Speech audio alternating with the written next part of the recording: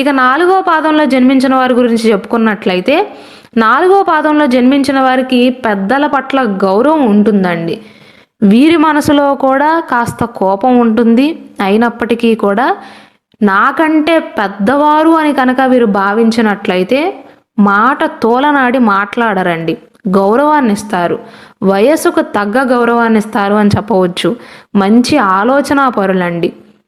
ఏదైనా ఒక మాట మాట్లాడేటప్పుడు, పని ప్రారంభించబోయేటప్పుడు 1కి 2 సార్లు ఆలోచిస్తారు. అది వీరిలో ఉండే ఒక గొప్ప విషయంగా చెప్పవచ్చు. కోపిష్ఠులే, నేనేం కాదనట్లేదు, కోపం ఎక్కువే. అయినప్పటికీ కూడా సర్వజన ప్రియులుగా చెప్పవచ్చు. అలాగే వీరికి స్థిరపడటానికి కొంత సమయం పట్టినా ధనవంతులు అవుతారండి 4వ పాదంలో జన్మించిన వారు.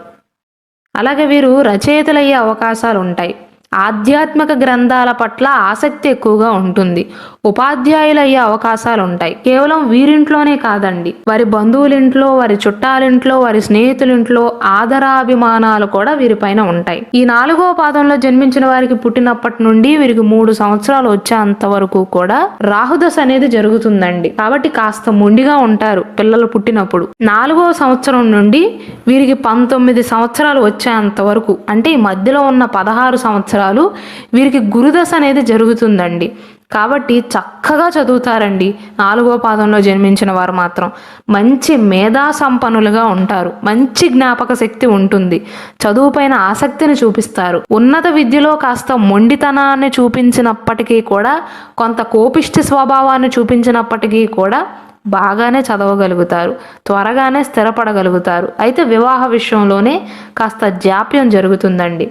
19 సంవత్సరాల నుండి 38 సంవత్సరాలు వచ్చేంత వరకు, ఈ మధ్యలో ఉన్న 19 సంవత్సరాలు వీరికి శని దశ అనేది జరుగుతుందండి. కాబట్టి ఈ సమయంలో కొన్ని ఆటిపోట్లను ఎదుర్కొంటారు. ఆదాయం కంటే ఖర్చులు ఎక్కువ అవటం, ఆరోగ్యం సహకరించకపోవటం, గతంలో గురుదశ సమయంలో మీరు సంపాదించిన సొమ్ము అనేది ఇప్పుడు ఖర్చు చేయాల్సి రావటం, లేదా పిల్లల కోసం ఖర్చు చేయాల్సి రావటం, పెళ్ళిళ్ళ కోసం ఖర్చు చేయాల్సి రావటం, కుటుంబంలో అమ్మా నాన్న కోసం ఖర్చు చేయాల్సి రావటం, చిన్న చిన్న ఆటంకాలు ఎదురవటం, ఎవరేంటో తెలుసుకోవటం, అంటే జీవితంలో గుణపాఠాలను నేర్చుకుంటారండి 19 సంవత్సరాలు కూడా. 38 సంవత్సరాల నుండి 55 సంవత్సరాలు వచ్చేంత వరకు, అంటే ఈ మధ్యలో ఉన్న 17 సంవత్సరాల కాలంలో బుధదశ అనేది జరుగుతుందండి. కాబట్టి మళ్ళీ చాలా చక్కగా బ్రతకగలుగుతారు. పరిస్థితులన్నీ కూడా సర్దుమనుగుతాయి, కాస్త కుదుట పడతాయి. 55 సంవత్సరాల నుండి 62 సంవత్సరాలు వచ్చేంత వరకు మీకు కేతు దశ అనేది జరుగుతుందండి. కాబట్టి ఇప్పుడు కూడా కొన్ని సమస్యలు ఎదురవుతాయి.